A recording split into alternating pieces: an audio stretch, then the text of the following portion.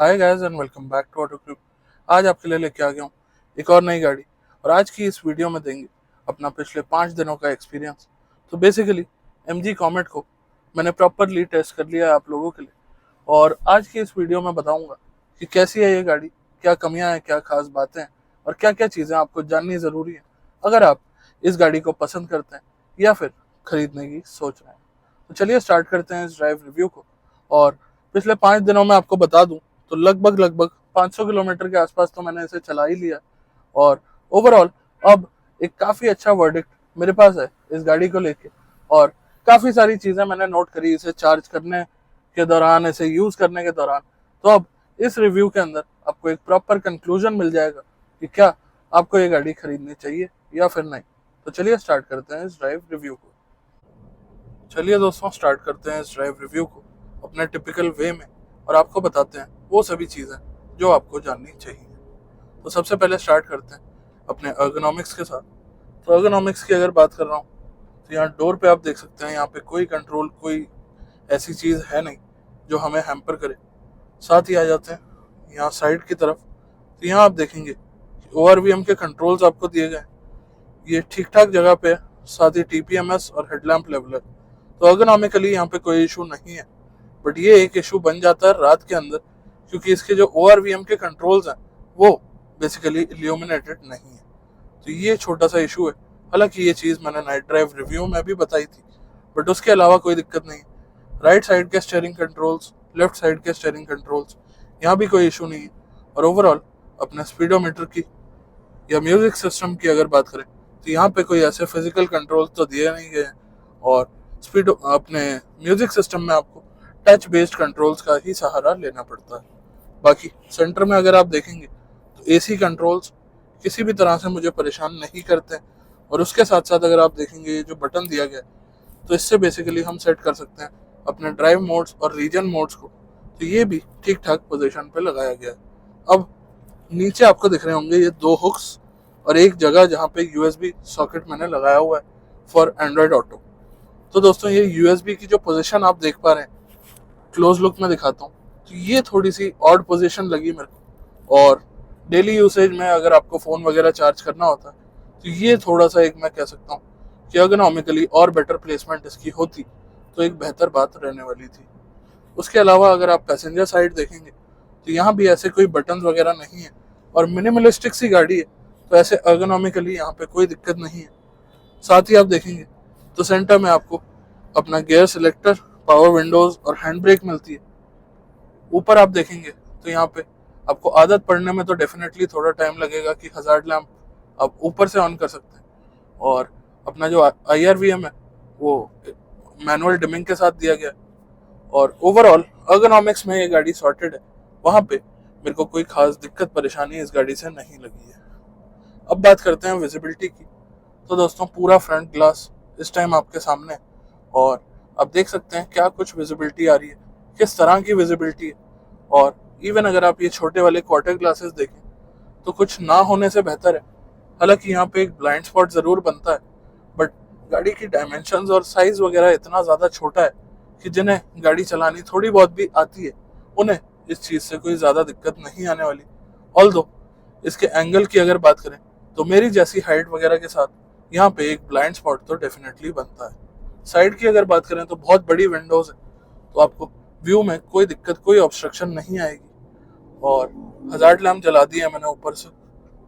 और गाड़ी को ले रहा हूँ एक बार हॉल्ट पे। हॉल्ट पे क्यों ले रहा हूँ कि विजिबिलिटी का एक और पार्ट है जो आपको दिखाना और बताना है, रिवर्स कैमरा। तो दोस्तों इसकी भी क्लैरिटी और क्वालिटी बहुत ज़्यादा अच्छी है और इसमें भी डायनामिक गाइडलाइंस आती हैं।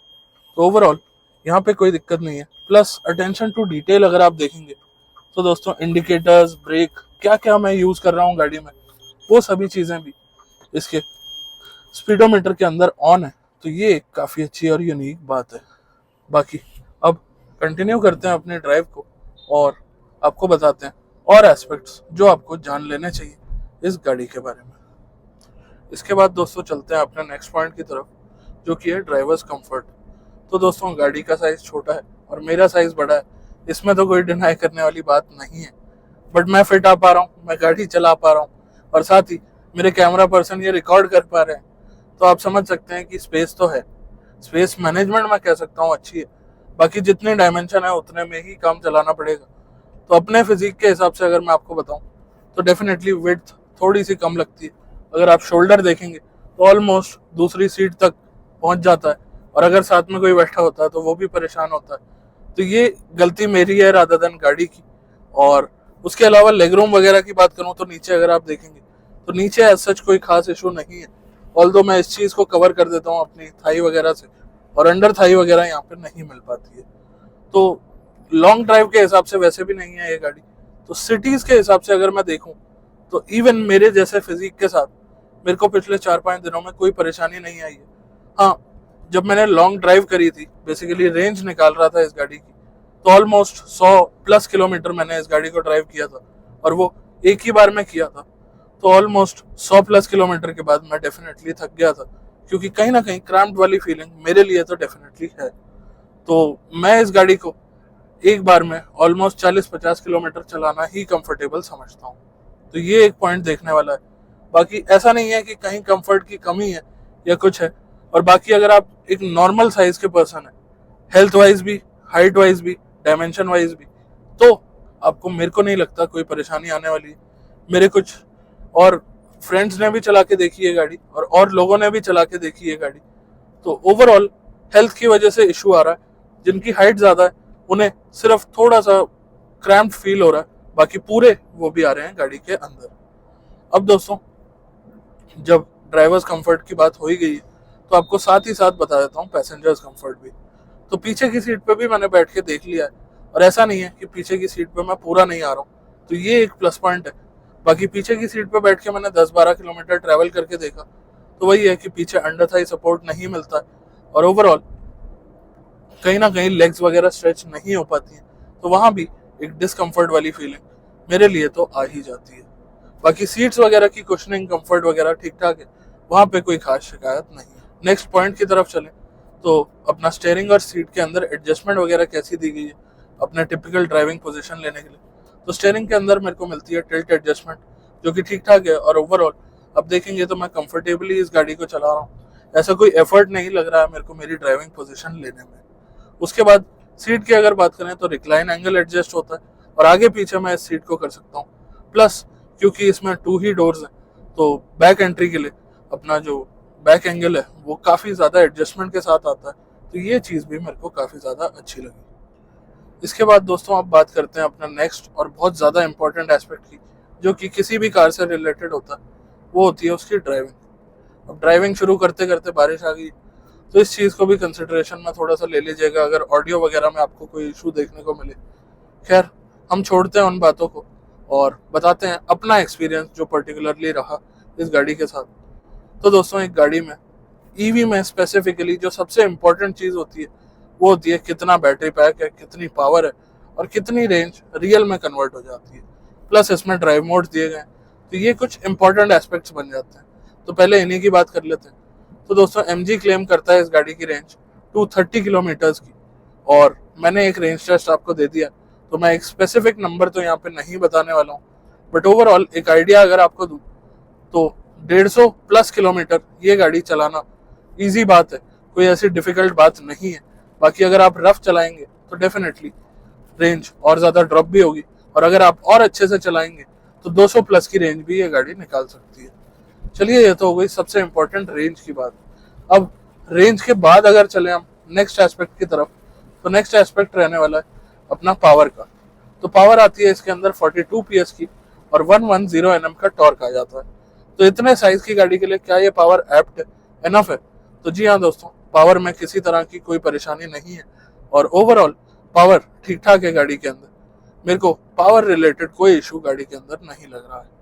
नेक्स्ट चलते हैं अपने ड्राइव मोड्स की तरफ, क्योंकि ड्राइव मोड्स कहीं ना कहीं पावर को थोड़ा लिमिट करते हैं, थोड़ा डिवाइड करते हैं।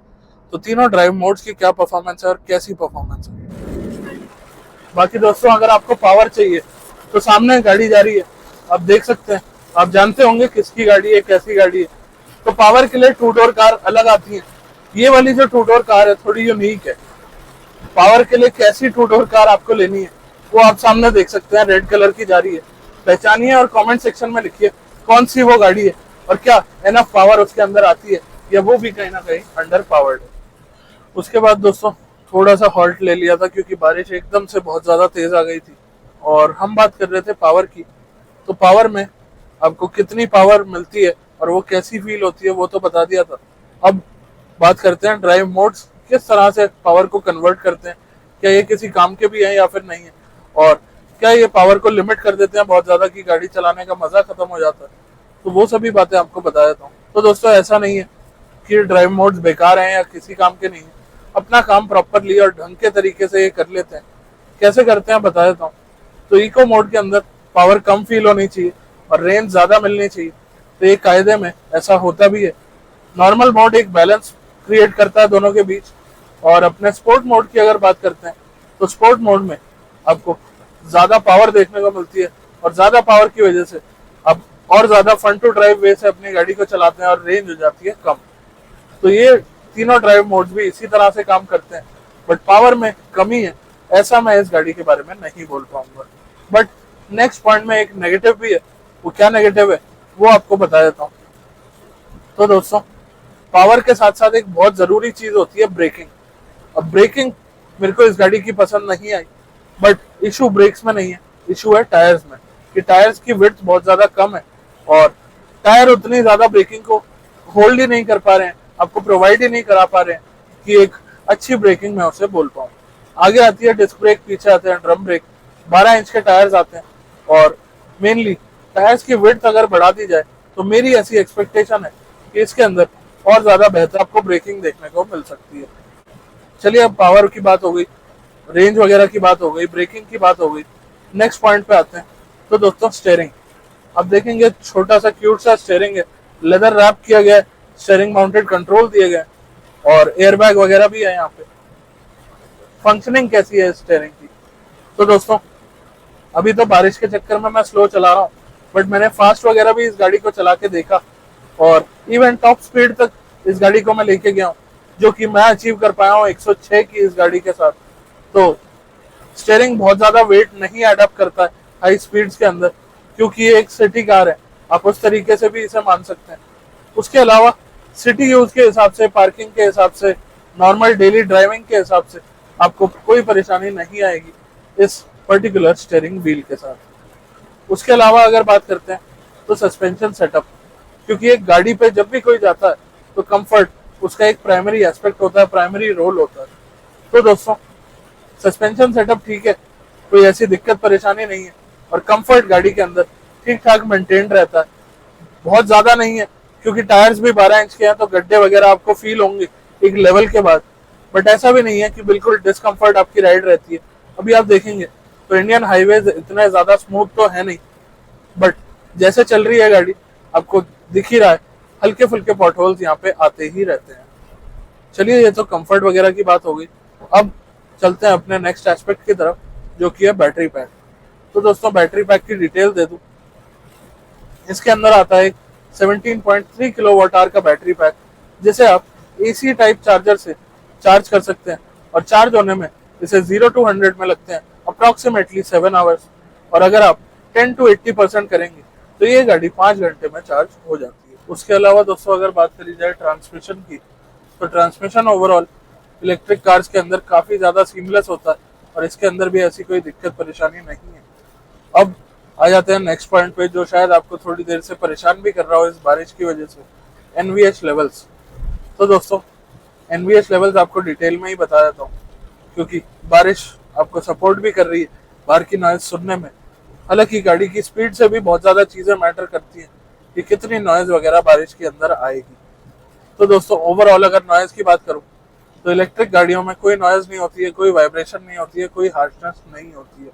तो इस गाड़ी के साथ कैसा एस्पेक्ट है? तो दोस्तों इस गाड़ी के साथ भी सेम ही एस्पेक्ट है, कोई ऐसे NVH लेवल्स ख़राब नहीं है इसके, या है नहीं ऐसे जो मुझे मेंशन करके आपको बताने पड़े। हालांकि टायर नॉइज़ हल्की फुल्की कन्वर्ट हो जाती है, और अगर आप बहुत ज़्यादा हाई स्पीड पे चलते हैं जो कि इसके लिए है 100-105 की, तो यहाँ से अपनी विंड नॉइज़ थोड़ी सी कटती है, उसकी भी एक आवाज़ आ जाती है। बाकी बारिश में तो आप सुन ही रहे हैं क्योंकि ग्लास एरिया वगैरह काफ़ी बड़ा रखा गया, प्लस जितनी ज्यादा मैं स्पीड बढ़ाऊंगा इस टाइम, उतनी ही ज्यादा बारिश की आवाज मुझे फील होने वाली है। तो ओवरऑल बाहर की आपको हल्की फुल्की टायर नॉइज और हल्की फुल्की विंड नॉइज, अदरवाइज कोई खास नॉइज इस गाड़ी के अंदर नहीं है। नेक्स्ट पॉइंट की बात करें तो हैंडलिंग। अब दोस्तों इस टाइम मैं स्पोर्ट्स मोड में गाड़ी को चला रहा हूँ, और हैंडलिंग की अगर बात करूँ तो बारिश आ रही है, अदरवाइज आपको थोड़ा सा ट्विस्ट एंड टर्न करके दिखाता हूँ। हैंडलिंग में कोई खास परेशानी नहीं है गाड़ी के, हालांकि थोड़ा सा हमें ही अवेयर रहना पड़ता है कि टॉल बॉय डिजाइन की, छोटे व्हील बेस की, छोटे साइज की गाड़ी है, तो उस हिसाब से हैंडलिंग में अगर बहुत ज्यादा अग्रेसिव टर्न्स हम इसके साथ लेंगे तो मे भी उतनी ज्यादा स्टेबल ये गाड़ी ना रहे। उसके अलावा हैंडलिंग में कोई इशू नहीं है। अब चलते हैं अपने नेक्स्ट पॉइंट की तरफ, जो कि है हाई स्पीड स्टेबिलिटी। तो दोस्तों हाई स्पीड स्टेबिलिटी की अगर बात करते हैं तो हाईवे पे मैं ऑलरेडी हूँ और स्पीड थोड़ी सी बढ़ानी पड़ेगी हाई स्पीड स्टेबिलिटी आपको दिखाने के लिए, बट नीचे पानी वगैरह भी भरा हुआ है तो थोड़ा सा ध्यान से चलाने की कोशिश कर रहा हूँ। हालांकि अपने एस्पेक्ट के हिसाब से बताऊं, हाई स्पीड स्टेबिलिटी मैंने चेक तो करी ही हुई है इसकी। तो दोस्तों ऐसा नहीं है कि स्टेबल नहीं है गाड़ी, बस छोटा सा पॉइंट वही है कि बारिश की आवाज और ज्यादा आएगी अगर मैं स्पीड बढ़ाता हूँ। आप देख सकते हैं एक्सेलरेशन वगैरह भी आपके सामने है, और ओवरऑल एस्पेक्ट के हिसाब से अगर आपको बताऊं तो हाई स्पीड पे भी गाड़ी स्टेबल ही रहती है, और ऐसी कोई बहुत ज्यादा दिक्कत परेशानी आपको इसे चलाने में नहीं आने वाली है। अब दोस्तों क्योंकि बारिश आ गई है, सड़कें वगैरह काफी ज्यादा टूट जाती हैं ऐसे एस्पेक्ट में, और इंडिया में आपको पॉट होल, स्पीड ब्रेकर्स वगैरह कहीं भी मिल सकते हैं। तो उस एस्पेक्ट के हिसाब से अगर आपको इसकी ग्राउंड क्लियरेंस का आइडिया दूं तो दोस्तों ग्राउंड क्लियरेंस इस गाड़ी की ठीक ठाक है, और व्हील बेस कम होने की वजह से मैंने इस गाड़ी को कहीं भी स्क्रैप नहीं किया है नीचे से। तो ओवरऑल इस चीज को भी आप ध्यान में दे सकते हैं और इस गाड़ी को कंसिडर कर सकते हैं। उसके बाद दोस्तों एक और चीज की बात कर लेते हैं, जो कि है फीचर्स। तो फीचर्स की अगर बात करें तो छोटी सी कॉम्पैक्ट सी कार, काफी ज्यादा फीचर पैक्ड है। दो बड़े बड़े स्क्रीन आपको जो अटैच्ड है वो देखने को मिलते हैं, एंड्रॉइड ऑटो, एप्पल कारप्ले, जो कि काफी ज्यादा इंपॉर्टेंट फीचर हो गया आज के टाइम में। बाकी बेसिक में एसी है, ड्राइव मोड्स आपको दिए गए हैं, स्टीयरिंग कंट्रोल्स दोनों ही तरफ मिल जाते हैं, दोनों ही ऊपर के सनशेड में आपको मिरर्स मिल जाते हैं। तो ओवरऑल फीचर्स के मामले में ऐसा नहीं बोलूंगा गाड़ी बहुत ज्यादा एक्सेप्शनली लोडेड है, बट ऐसा भी नहीं बोलूंगा कि आपको बहुत ज्यादा कम फीचर्स के साथ देखने को मिलती है। बट एक पॉइंट यहाँ पे ऐड करना चाहूंगा मैं अपने पर्सनल उस पर, प्रीमियमनेस। तो दोस्तों क्वालिटी ऑफ मटेरियल्स जो एमजी ने पिक करें, या फीचर्स वगैरह भी जो डालने की कोशिश करी है, जो स्क्रीन वगैरह दिए हैं, तो स्क्रीन का रेजोल्यूशन वगैरह काफी अच्छा है, टच रिस्पॉन्स काफी अच्छा है। तो ये चीजें भी एक काबिल तारीफ बात है, क्योंकि ज्यादातर हम छोटी गाड़ियां जो देखते हैं वो बिल्ड टू कॉस्ट होती हैं, और उसमें उतनी ज्यादा प्रीमियम फील हम अपने को नहीं आती है, और प्रीमियम मटेरियल्स नहीं यूज होते हैं। बट ये एक पहली छोटी गाड़ी है शायद जिसे मैं प्रीमियम स्मॉल कार कह सकता हूँ। अब मिनी कूपर वगैरह की बात नहीं कर रहे हैं, हम मास मार्केट की गाड़ियों की बात कर रहे हैं, तो हैचबैक्स के प्राइस भी आजकल ऑलमोस्ट 10 से 15 लाख रुपए पहुंच गए हैं। ये भी एक हैचबैक ही सेगमेंट है, और ये इलेक्ट्रिक में होने के बाद भी 10 साढ़े 10 लाख की है। तो उस हिसाब से अगर जज किया जाए तो जी हाँ दोस्तों, डेफिनेटली ये प्रीमियम तो फील होती है, और इतनी प्रीमियम जनरली इस सेगमेंट की कार्स फील नहीं होती है। तो ये एक ध्यान देने वाली बात है। बाकी साइज का कंपैरिजन अगर आपको दूं तो दोस्तों लगभग नैनो के आसपास के साइज की गाड़ी है ये, और नैनो सब जानते हैं कि किस तरह से पब्लिसाइज हुई थी, किस तरह से मार्केट ने उसे एक्सेप्ट करा था। बट स्टिल क्वालिटी लेवल्स की अगर मैं बात करता हूँ तो ओवरऑल काफी अच्छे यहाँ पे मेंटेन करें अपने एमजी ने, और overall fit and finish feel वगैरह जो है काफी अच्छी है इस गाड़ी की। बाकी दोस्तों ओवरऑल अगर आपका कोई डाउट रह गया हो तो नीचे कमेंट सेक्शन खुला है, और स्टिल अगर आप कुछ और जानना चाहते हैं किसी और गाड़ी के बारे में तो भी आप कमेंट करके पूछ सकते हैं। बाकी बारिश हो गई है बंद, वाइपर का रिस्पांस भी आपने देखा, तो काफी सही वाइपर्स दिए गए हैं और अच्छी क्वालिटी के वाइपर्स दिए गए हैं, तो वो भी एक काफी अच्छी बात है। कॉस्ट कटिंग की बात करें तो कंपनियां सिंगल वाइपर देती हैं अपनी, इससे भी और बड़ी गाड़ियों में जो साइज के हिसाब से अगर बात करें, आप समझ गए होंगे एक एंट्री लेवल कार है एक ब्रांड की, सिंगल वाइपर प्रोवाइड कराते हैं। तो यहाँ पे भी कॉस्ट कटिंग वगैरह आपको देखने को नहीं मिलती है, और इवन ये जो हेडलाइट के वाइपर के लिवर्स हैं ये स्टिल प्रीमियम फील होते हैं। तो वही चीज़ें मैं कह रहा हूँ कि अगर आपके घर में एक ऑलरेडी अच्छी खासी गाड़ी है तो आप उस तरह की गाड़ियों पे जाएंगे, रादर इस तरह की गाड़ियों पे जाने में आपको फील गुड फैक्टर जो है वो कम फील नहीं होने वाला है। तो ये एक प्लस पॉइंट रहने वाला है इस गाड़ी के लिए।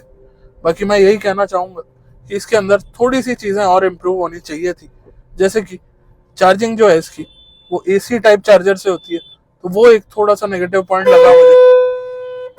और लोग कहीं भी कैसे भी ब्रेक मार देते हैं, तो उस हिसाब से तो ये गाड़ी आपने देखा ही, अभी सडन ब्रेक करी है मैंने, तो वहां तो संभाल लेती है, बट ओवरऑल ज्यादा स्पीड में अगर ब्रेक करनी पड़ जाए तो मुझे नहीं लगता कि वो चीज टायर्स होल्ड या सपोर्ट कर पाएंगे। बाकी दोस्तों डेफिनेटली एक यूनिक प्रोडक्ट है, एक नया प्रोडक्ट है, एक नया सेगमेंट है, तो मैं आपको कहूंगा शोरूम जाइए, विजिट करिए, टेस्ट ड्राइव करिए गाड़ी को, अपने हिसाब से फील करिए। अब जैसे यहाँ पे छोटा सा आपको गैप दिखाता हूँ, तो दोस्तों क्या आपको लगता है कि इस गैप के अंदर कोई भी गाड़ी जा पाएगी? बट अगर आपके पास कॉमेट है तो आप इन गैप्स को इजीली फिल अप कर सकते हैं और ट्रैफिक को चॉप ऑफ कर सकते हैं। बाकी दोस्तों आज की वीडियो में बस इतना ही, मिलते हैं बहुत जल्द एक नई वीडियो के साथ, तब तक के लिए धन्यवाद।